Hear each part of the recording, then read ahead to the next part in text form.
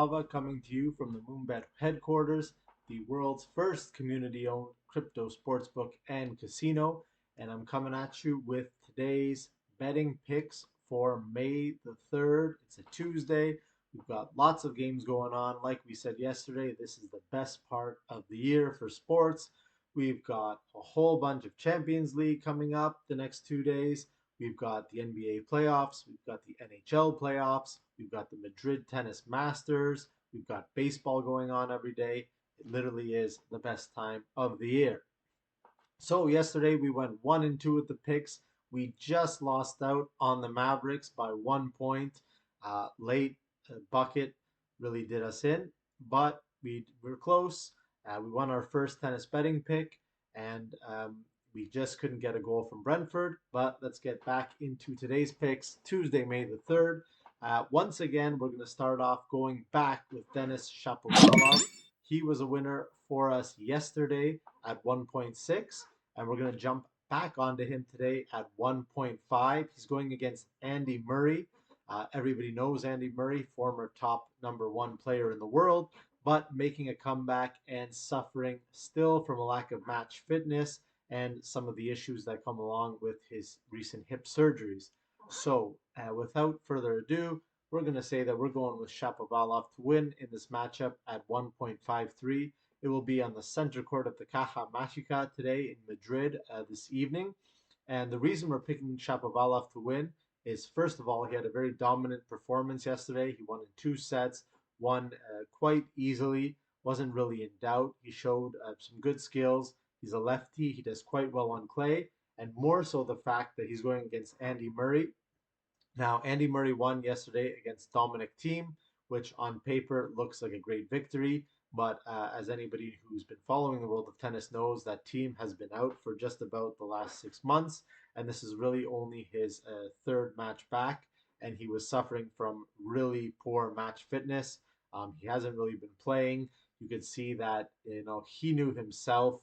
You could see the frustration that he just wasn't physically able to move and to do the things that he wanted. Andy Murray, obviously still a very tough player to play against, gets a lot of balls back in play, and was very frustrating for Thiem yesterday. Now, Thiem and Shapovalov have a lot of similarities, one-handed backhand, big forehands, but we do think that because Shapovalov is more fresh and is just generally, younger and has more to offer at the moment, that he's going to be able to trouble Murray. Murray also hasn't fared well in the second game of tournaments. He's done quite well in the first, but in the second match of the tournaments, he has not been at 100%. Obviously, somebody who's coming back from injuries, having some physical struggles, having to play back-to-back days. Even with the team being injured himself yesterday, he was still very into all the points. I didn't see the full match, but I saw a lot of the highlights, and you could see that a lot of the points were 30 to 40 plus rallies. So it was really taxing for Murray, even though he escaped with a straight set victory. It looks like Shapovalov is the one to win here. Big hitting lefty. As long as he doesn't get frustrated, stays focused, he should be able to move Murray around courts and finish the points, which Thiem really struggled to do yesterday. The second bet of the day, obviously, we've got a big Champions League matchup tonight in Villarreal. Liverpool is coming to Villarreal after winning the first leg 2-0. So if anybody watched the first leg, you could see that Liverpool really controlled the match, and Villarreal was never really threatening to score. They had one or two somewhat decent chances, but they didn't have a real striking opportunity on net.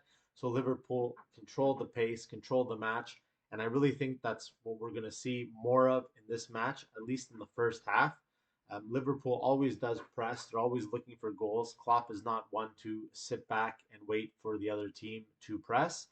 But we do believe that with a 2-goal lead going onto the road and playing somewhat of a Cinderella story in Villarreal, that Liverpool really is not going to want to give an inch, especially in the first half. They're going to try and really dull the game out, take the crowd out of it, control the ball, much like they did in the second half of last match. So for that reason, we are going to make the bet on the second half having the most goals. Because if this is the case and Liverpool, really slows it down and controls in the first half, and they go into the second half with a two goal lead, then Villarreal will really be forced to open up. They're going to really be pressing, and with that extra pressure, either Villarreal will be able to score a goal, or more likely that Liverpool will be able to catch them on a counter attack, catch them tired, and be able to pot at least one goal. So we really see it in the fact that there could be no goals in the first half, and then with a lot of the pressure and a lot of opening up of the field, opening up the style of play, and just obviously the more Villarreal pushes, if they're down 2 goals, they're going to really have to go all out in the last 20 minutes, and that leaves them exposed in the back. When you've got Salah, you've got Mane, you've got Diaz, you've got a really comprehensive bench from Liverpool where Bobby Firmino is going to come on. It's going to be really, really tough for the Villarreal defense to control. And conversely, it's also possible that with so much pressure, obviously they're going to be generating, a lot of crosses, a lot of corner kicks by Villarreal that they might be able to sneak one in when they really do go full out on the attack. So once again, that's Liverpool and Villarreal. Most goals would be in the second half, and it's at a juicy 2.02. So at those odds and the way that we see the game flowing, it's very possible that there's going to be 1 or 2 goals in the second half and maybe zero in the first. And finally, we're going to move to the NBA playoffs.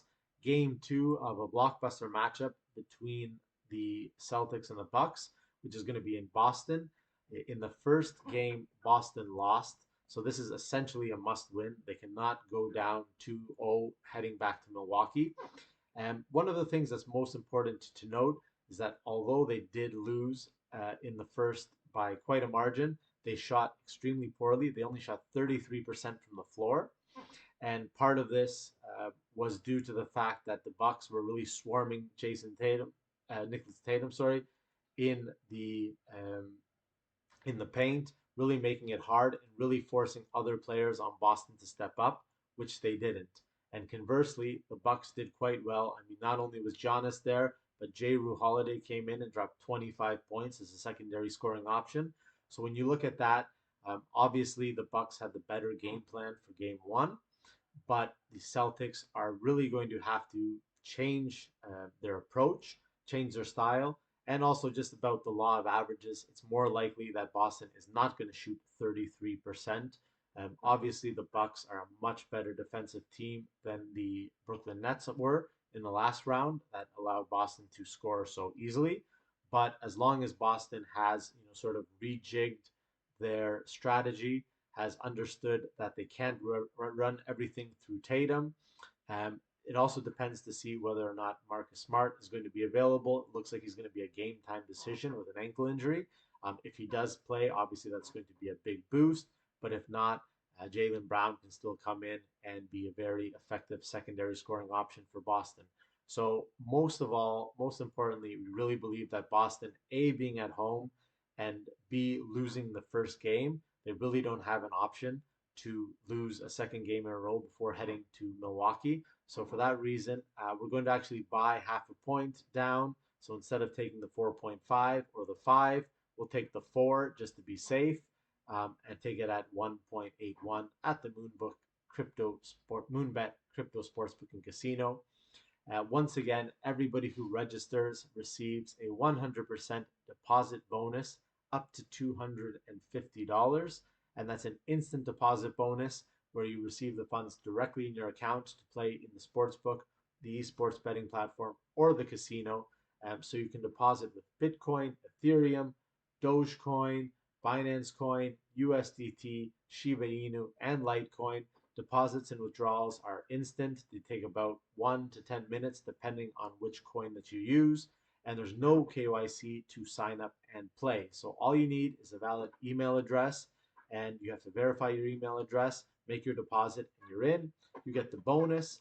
The bonus comes with a 15 times rollover. The moment you satisfy it, you're able to withdraw in USDT directly to your crypto wallet. So, of course, we have all these games and hundreds more markets, both pre-match and in play, whether you want to bet on the ATP Masters Tennis, the WTA Tennis, the Champions League tonight, the NBA playoffs, the NHL playoffs, baseball, all of which are going on. Just head over to moonbet.io and start betting. You can also check us out at moonbet.io/blog for more information, daily picks, and betting guides. And if you have any questions, you can also join our Telegram group at t.me/moonbetofficial, on Twitter at moonbetofficial, and on YouTube at Moonbet, where you can see this video and all of our daily picks, as well as our Moonbet Monday weekly updates. So once again, good luck. Hopefully looking for 3-0 tonight, and see you guys tomorrow.